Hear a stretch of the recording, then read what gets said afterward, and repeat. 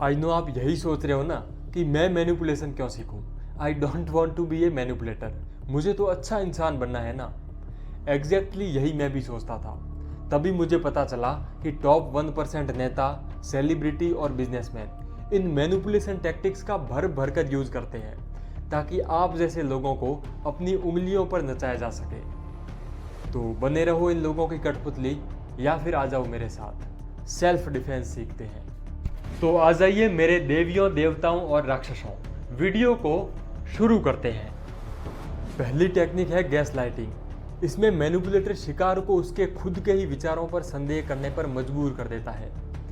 जैसे किसी ने आपके सच को झूठ साबित कर दिया और आप सोचने लगते हैं कि शायद मैं ही गलत था। यह तरीका आपके मन में संदेह का बीज बोता है। इस टेक्निक का यूज सबसे पहले 90th सेंचुरी में जॉर्डन नाम के एक आदमी ने अपनी वाइफ बेला को मैनिपुलेट करने के लिए किया था। वो गैस की लाइट को बार बार ऑफ कर देता और बेला को इसके लिए ब्लेम करता। वो कहता कि बेला तू बार बार गैस की लाइट ऑफ करके भूल क्यों जाती है। एक दो बार तो बेला को लगा कि शायद उन्होंने ही लाइट ऑफ करी होगी और ये भूल गए होंगे, लेकिन धीरे धीरे उसने इस बात को इतनी बार दोहराया, वो बार बार गैस की लाइट को ऑफ कर देता और बेला को उसके लिए ब्लेम करता। और एक टाइम के बाद बेला खुद इस बात को मानने लग गई कि घर में कोई भी भूल हुई हो या गलती हुई हो तो वो मेरे से ही हुई होगी। और कुछ टाइम के बाद लिटरली वो पागल हो गई। अगली टेक्निक है सोशल प्रूफिंग। देखो हमारा जो माइंड है ना, वो प्रूफ्स यानी सबूतों के ऊपर काम करता है। जैसे अगर कोई बंदा सूट बूट पहनकर हमारे सामने आए तो हमारे माइंड में ये परसेप्शन बन जाता है कि वो अमीर ही होगा। तो इस तरीके से इसका गलत फायदा सोशल मीडिया इन्फ्लुएंसर्स के द्वारा उठाया जाता है। जैसे नेटवर्क मार्केटिंग वाले सूट बूट पहन के आएंगे और आपको गाड़ियां दिखाएंगे और इन लग्जरी गाड़ियों को देखकर और ज़्यादा ऑडियंस उनके साथ जुड़ती है और फिर वो कोर्स बेच के या सट्टेबाजी वाले ऐप्स प्रमोट करके और उस ऑडियंस को एक्सप्लॉइट करके और ज़्यादा पैसा और फेम कमाते हैं। लेकिन रियलिटी में वो गाड़ियाँ और महंगे महंगे बाउंसर किराए पर होते हैं। नेक्स्ट टेक्निक है गो स्लाइटली रॉन्ग। दोस्तों लोगों को है ना दूसरों की गलतियाँ निकालना और उन्हें करेक्ट करना बहुत पसंद है, क्योंकि इससे वो सुपीरियर फील करते हैं और इसी चीज़ का फ़ायदा आप उठा सकते हो उनके अंदर का सच जानने के लिए। जैसे कि मान लो कि आपका कोई दोस्त है जिसे किसी कंपनी में जॉब मिली है। अब अगर आप उससे सीधा सीधा उसका पैकेज पूछोगे तो वो नहीं बताएगा। तो आप उससे पूछो कि भाई मैंने सुना है तू इंडिया से बाहर जा रहा है। उसने कहा नहीं यार, इंडिया से बाहर नहीं जा रहा। अच्छा कहाँ जा रहा है? दिल्ली? नहीं भाई मुंबई में। अच्छा मुंबई में? मुंबई में तो माइक्रोसॉफ्ट में जॉब मिली होगी तेरे को। कि नहीं भाई माइक्रोसॉफ्ट कहाँ, इन्फोसिस में मिली है। पैकेज तो 1 लाख से ऊपर का ही होगा। उसने कहा नहीं भाई यार, कहाँ 70-80 हज़ार देते हैं, कहाँ 1 लाख देते हैं। तो इस तरीके से आप उसके अंदर की बात पता कर सकते हो। तो भाई अगर आपको सही जवाब पता करना है तो लोगों को गलत आंसर देना चालू करो। वो खुद से ही सही जवाब देकर अपनी सारी पोल खोल देंगे। अगली टेक्निक पर चलते हैं, फियर मॉन्गरिंग। दोस्तों आपने लिस्टरीन ब्रांड के बारे में सुना है। अर्ली 90s में जब इस प्रोडक्ट को लॉन्च किया गया तो इसके इन्वेंटर बहुत ही खुश थे, क्योंकि इस एक प्रोडक्ट को कई तरीकों से यूज किया जा सकता था, as a hair product, floor cleaner, deodorant और एंटीसेप्टिक की तरह। लेकिन जब इस प्रोडक्ट को मार्केट में लॉन्च किया गया तो ये बिल्कुल ही फ्लॉप हो गया। तब उन्होंने एक जीनियस मार्केटिंग टेक्निक का यूज किया। उन्होंने उस प्रोडक्ट के फीचर्स बताने के बजाय एक बीमारी के बारे में एडवर्टाइज करना शुरू कर दिया, हेलिटोसिस। अब ये हेलिटोसिस क्या है?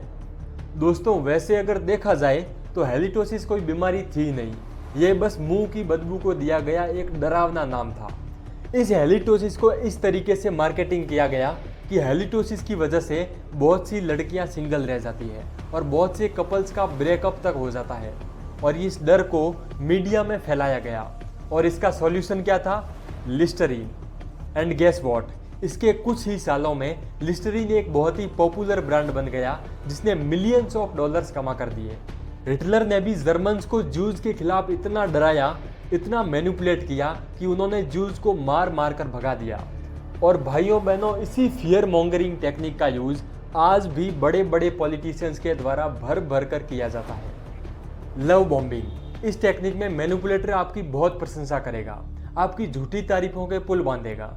वो आपकी इतनी ज़्यादा केयर इसलिए करता है क्योंकि वो आपकी लाइफ का ज़्यादा से ज़्यादा कंट्रोल अपने हाथ में लेना चाहता है और फिर अचानक से वो आपको अटेंशन देना बंद कर देगा, जिससे कि आपके मन में उसके लिए क्रेविंग हो और वो आपको मैनिपुलेट कर सके।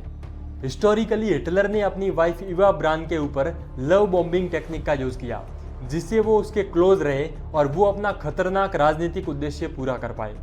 प्राइमिंग, इस मैनिपुलेशन टेक्निक का use social media, multinational companies और पॉलिटिकल पार्टीज के द्वारा भर भर कर किया जाता है। इसमें बार बार एक ही चीज को आपके सामने इतनी बार रखा जाता है कि फिर आपको वही चीज हर जगह दिखाई देने लगती है। जैसे आपको विमल और कोल्ड ड्रिंक के ऐड इतनी बार दिखाए जाते हैं कि आपको पता होते हुए भी कि ये आपकी हेल्थ के लिए कितना ज़्यादा डेंजरियस है, आप उनके एडिक्ट बन जाते हो। बोलो जुबा केसरी आपको इतनी बार दिखाया जाता है कि आप कितने ही एजुकेटेड हो, एक बार तो आप भी सोचते हो कि यार एक बार तो हम भी जुबा केसरी करके देख लेते हैं। यह मैनिपुलेशन टेक्निक इस प्रिंसिपल पर काम करती है कि अगर एक झूठ को 100 बार बोला जाए तो वो सच जैसा लगने लगता है। गिल्ट ट्रिपिंग, इस टेक्निक में मैनिपुलेटर आपको अपने बारे में बुरा फील करवाता है। यह टेक्निक आपके मन में गिल्ट की भावना को उभारती है और अगली बार आप मैनिपुलेटर की हर बात को मान लेते हो। जैसे कि एक टॉक्सिक फ्रेंड को किसी पार्टी में अगर नहीं इनवाइट किया जाता है तो वो कहता है कि I can't believe you didn't invited me, I thought we were closer than that. और तब आप भी सोचते हो कि हाँ यार इसको इन्वाइट कर देना चाहिए था, और अगली बार जब भी पार्टी होती है तो आप सबसे पहले उसे इन्वाइट करते हो और यहाँ पर ही मैनिपुलेटेड यू। आइसोलेशन, जब एक मैनिपुलेटर आपको आपकी फैमिली और फ्रेंड से कट कर देता है, ये मेक श्योर करने के लिए कि मैनिपुलेटर के प्लान के साथ इंटरफेयर करने के लिए आपका कोई सपोर्ट सिस्टम ही ना बचे। इसमें मैनिपुलेटर आपको कन्विंस करता है कि आपके फ्रेंड्स और फैमिलीज आपकी ग्रोथ और वेलबींग के लिए अच्छे नहीं है, इसलिए ऐसे एवरेज लोगों से दूर हो जाओ। वो चाहता है कि आप पूरी तरीके से उसके ऊपर डिपेंड हो जाओ। वो फियर इंस्टिल करता है कि आप उसके बिना सर्वाइव नहीं कर सकते। यह technique cult leaders, abusive partners और ऑनलाइन कोर सेलर्स के द्वारा मैसिवली यूज की जाती है। द साइलेंट ट्रीटमेंट, इसमें मैनिपुलेटर आपको अपनी चुप्पी से इस कदर प्रभावित करता है कि आप खुद को दोषी मानने लगते हो। वो आपको इस तरीके से इग्नोर करता है कि आप उसके लिए एग्जिस्ट ही नहीं करते। इससे मिलती जुलती ही अगली टेक्निक है घोस्टिंग, जिसे early stage of silent treatment कह सकते हैं। इस टेक्निक का मोस्ट कॉमनली यूज किया जाता है किसी रिलेशनशिप से दूर जाने के लिए पैसिवली तरीके से। फियर टैक्टिक्स, इसमें मैनिपुलेटर आपके मन में डर का बीज बोता है ताकि आप उसकी हर एक बात को मान लें।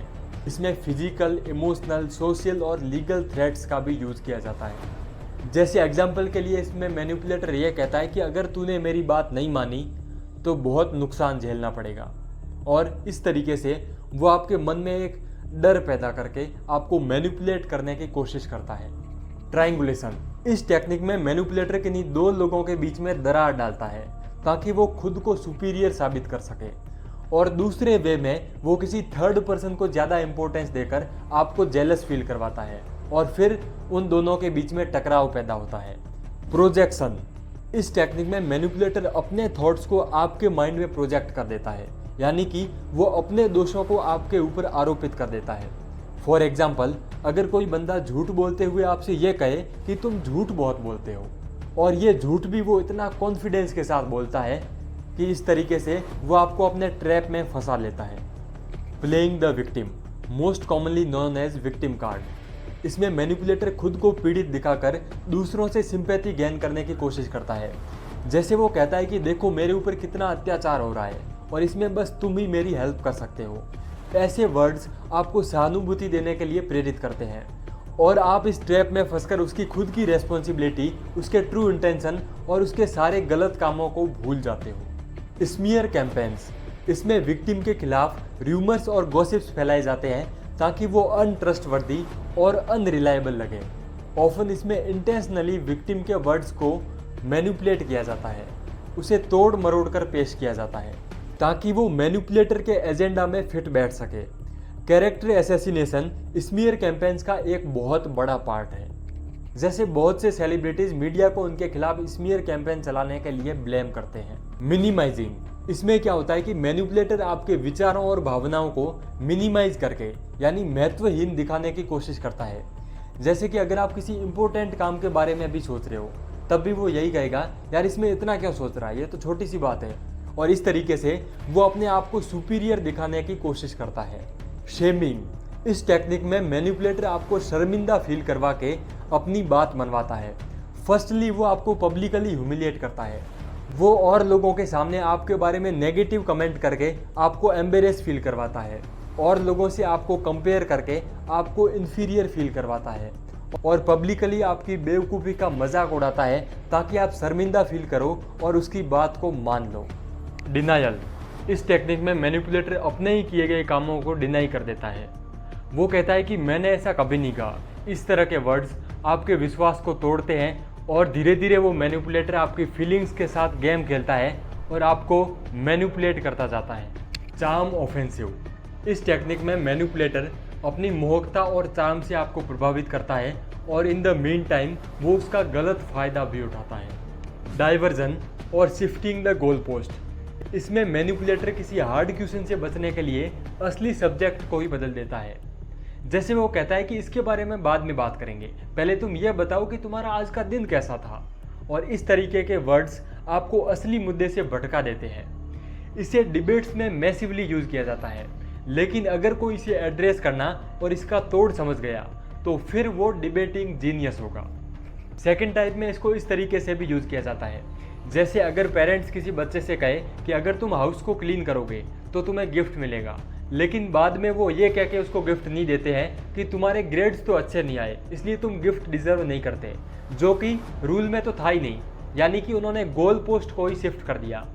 Playing dumb. इस टेक्निक में मैनिपुलेटर जानबूझकर नासमझी का नाटक करता है ताकि आप उसे समझाने लगो और वो अपने उद्देश्य में सफल हो सके। जैसे वो आपसे कहता है कि यार मुझे तो समझ नहीं आ रहा, तुम ही समझाओ ना। इस प्रकार के वर्ड्स आपको भ्रमित करते हैं और मैनिपुलेटर को फायदा पहुंचाते हैं। एंड लास्ट टेक्निक है हिपोक्रेसी। इसमें मैनिपुलेटर खुद उन चीज़ों के खिलाफ जाता है जिसकी वो दूसरों से उम्मीद करता है। इसमें वो इस तरीके से प्रिटेंड करता है कि उसका बहुत हाई मोरल स्टैंडर्ड है, जिससे कि वो पावर, रेस्पेक्ट और कंट्रोल गेन कर सके, और इस तरीके से वो अपने ट्रू इंटेंशंस को छुपा कर रखता है। देखो, इसमें कई बार उसकी हिपोक्रेसी दिख भी जाती है, लेकिन इसको नोटिस करने के लिए विक्टिम को बहुत ही अवेयर और समझदार होना होगा। देखो, वैसे तो आपको अपनी डेली लाइफ में भी बहुत सारे हिपोक्रेट दिख जाएंगे, लेकिन ये और ज़्यादा डेंजरियस तब हो जाता है जब इसे ऑर्गेनाइज तरीके से प्रोजेक्ट किया जाए। तो दोस्तों, ये थी मैनिपुलेशन की 20 रहस्यमयी तकनीकें। इनके जादू को जानना और समझना बेहद ज़रूरी है ताकि आप इनके जाल में ना फंसो। इस वीडियो को लाइक, शेयर और चैनल को सब्सक्राइब कीजिए। मिलते हैं एक नए वीडियो के साथ।